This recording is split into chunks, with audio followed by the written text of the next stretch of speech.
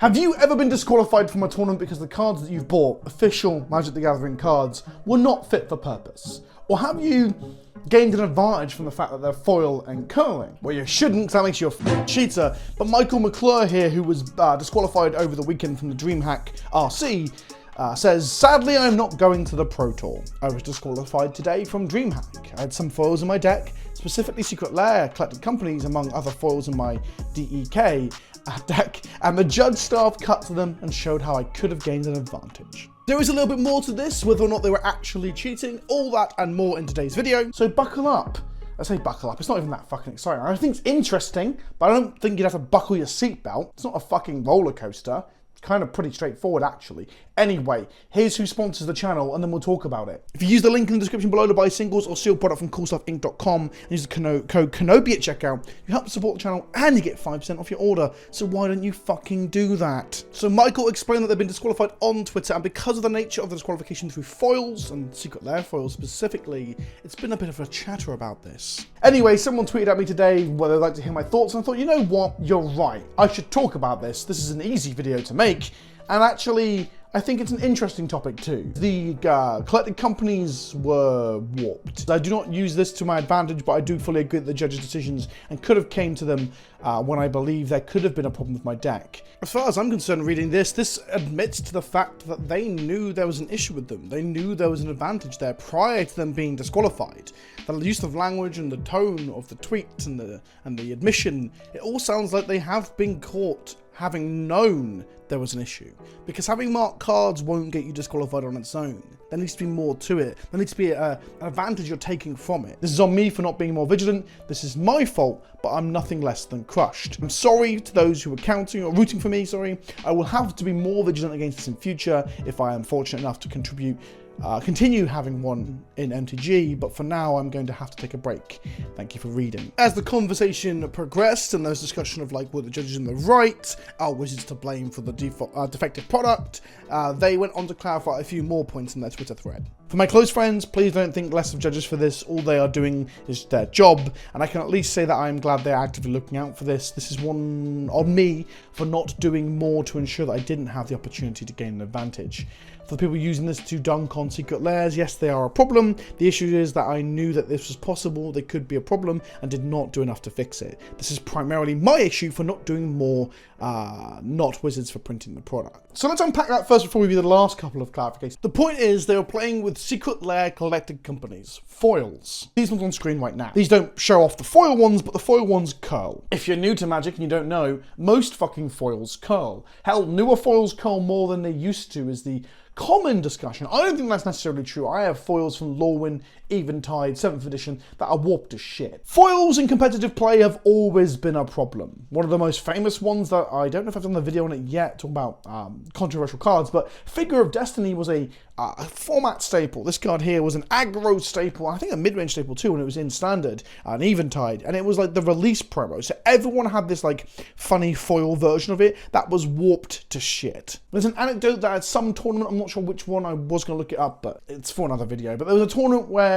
mid-event people had to go and buy new copies of it because they started to rule that the card was too warped, and that's giving people information. How that works is if the card is warped, if it's not flat, if it's like this, it will prop up in your deck. It'll create a visible gap in the bottom of the deck or the top that you can see in your library, or it will just push the hole up and it'll be a very visible gap. Either way, warped foils will show you where they are in the deck, and then when you're shuffling and you cut and you present and everything like that, you can normally cut to it. So you can do sort of maneuvering of the deck and the cards in relation to where the warped foils are. And Figure of Destiny is not the only one. Nexus of Fate recently was a buy a box promo in the last few years. It might be about 3 years ago now, actually. Time does really fly. But this buy a box promo was an absolute tournament staple, format defining, a standard powerhouse, and people had to have proxied versions, which was basic lands with Nexus of Fate written on them by a judge at the beginning of the event, official playtest cards in a way, because there was no non-foil. It was only available in foil as a buy a box promo, and they were all warping to shit. So Figure of Destiny to Nexus of Fate, no Secret Lair in sight.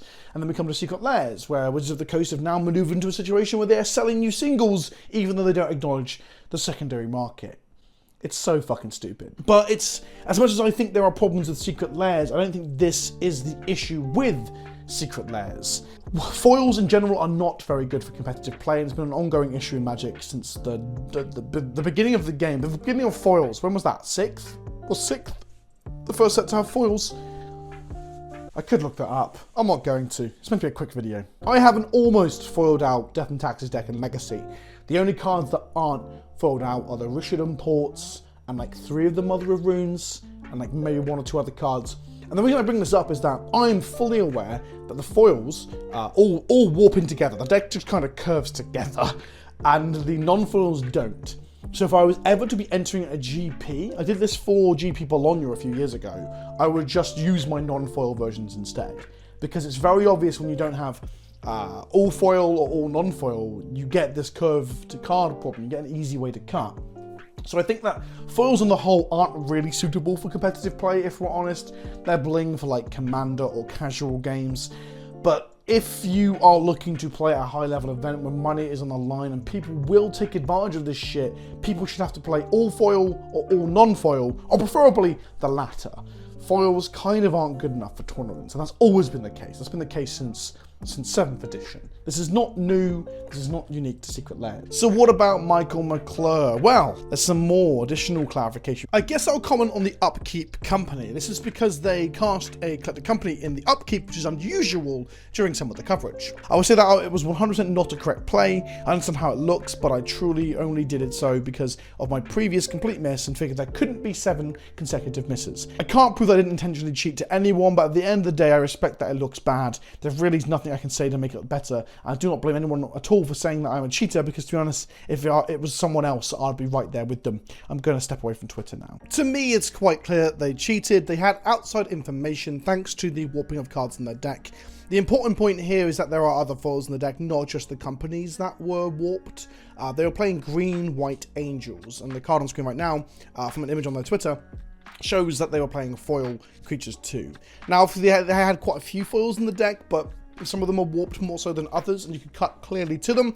It would suggest that you might be able to tell where they are in the deck and gain information that can give you an advantage. This, for example, would allow them to collect a company knowing that the top card is one of these creatures to get into play instead of drawing. This would allow them to, when shuffling, cut their deck in a way that would allow those cards to be towards the top and more likely to be drawn, or make their opponent inadvertently cut to them because the cut becomes easier. I do not know the person, and I hope that they learn from this and come back without the need to cheat in future.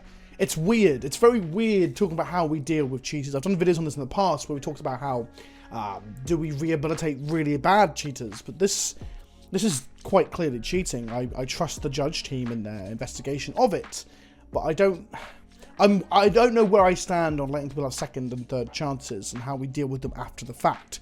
The player has not been banned. I'm not calling for that at all.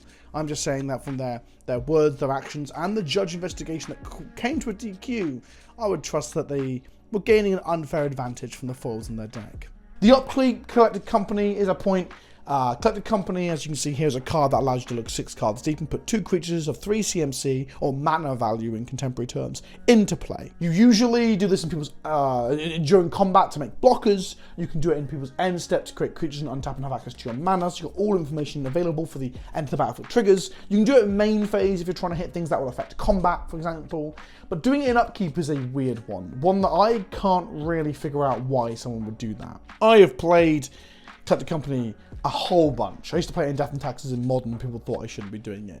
And Upkeep companies don't really do anything. The reason you don't do it in Upkeep is that you want to draw your card and get full information. There might be another spell you want to cast. The card you draw might affect the board state, yours or your opponent's, in a way that might be better than the company, for example. Collected Company in Upkeep, the reason it looks like a cheat in this circumstance is that if you look at your deck and you know some of the cards are warped and you can see that 2 cards down as one of these foils, of course, the whole debate is about the companies themselves, a key engine piece of the deck being foil and knowing where it is. But they do mention in the first tweet, among other foils in my deck. It's not just the collected companies, there were other cards, as I said before, that were foil in their deck as well. So people make dumb decisions all the time and try to rationalize it, right? I've played a lot of Magic in front of a Twitch chat, and Twitch chat will say all sorts of weird shit, trying to rationalize why you should take option B or C over option A, or path B and C over path A. So it's possible that Michael McClure thought this was like just a logical thing to do. They had said at one point that they had whiffed on the previous companies. The second company in upkeep was in order to not whiff again, but drawing the card in upkeep doesn't really adjust that. Knowing the location of the cards in your deck will change your behaviors to do things that conventionally don't make any sense. For example, like an collected company. That's a hard mouthful of words to say. It just adds to the pattern that suggests that they had more information than they should have had, thanks to the foils in their deck. I also tend to trust judges. I don't believe there's a shadowy cabal of judges trying to ban players they don't like, or if there's any real benefit to them disqualifying or not taking players out of events, unless they have been cheating. So I don't really... I rarely ever come into these thinking, oh, the judges have got some sort of ulterior motive. I think that's just dumb. One thing I do want to step in and qualify is that marked cards, or things that are warped, damaged sleeves, things like that give away information, isn't automatically a disqualification. It's normally a warning. I have had a warning in the past where I've sleeved some of the cards in my deck. I sleeved all the cards in my collection in the same sleeves for the longest time, the same blue sleeves. And at one point in an event, I had a judge call where my opponent said, looking at my deck, some of the card sleeves were newer than the other sleeves. You could tell that some were slightly more wrinkled than others.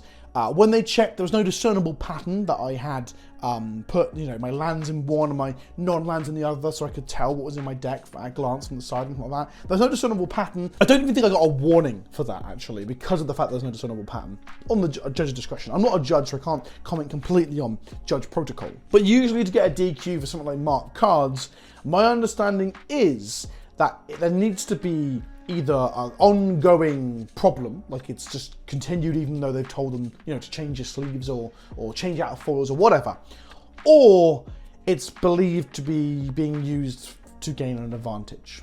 This all brings up a really interesting point, right? I'm pretty sure it was used for cheating. That's that put to bed. But if a person has bought Magic the Gathering cards on the secondary market from a store, or in this case directly from Wizards of the fucking Coast, they should be playable. They should work as a game piece within the game. But we're getting to a point now where these foils aren't playable because... well, this isn't... I say getting to this point. This has been a problem for a long time. Let's not pretend this is new.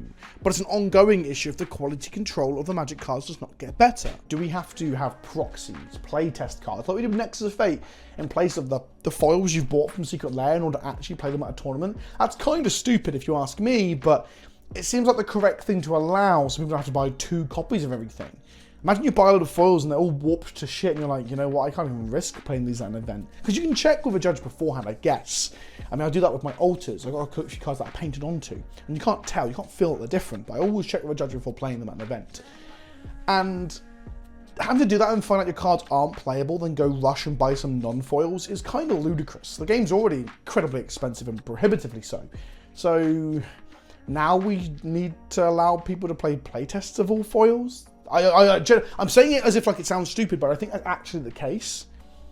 But I mean, I don't know. I'd love to see what other people think about that. The reason I'm being so non-committal on that point is because I'm just not even sure where paper Magic really is at the moment. I'm going to do a video on this soon about how Magic, some of it's... I've got some issues with Magic. Everyone has at the moment, right? Magic's going through a weird spot, as it has been for a couple of years. But I do believe if paper playing is to continue and grow and become a big thing again, like it once was, or at least it's far more glory, if not better, then we probably have to have this conversation about how warped foils affect the integrity of the competitive game. Because people can cheat with them. We should stop that. Let me know what you think in the comment section below. Do you think that we should play playtest cards in face of all foils? Should all foils be banned from tournaments to avoid this sort of stuff? Let me know down below. I've been Vince, also known as PleasantKenobi, and I'll see you all in the next video. Ta-ta for now.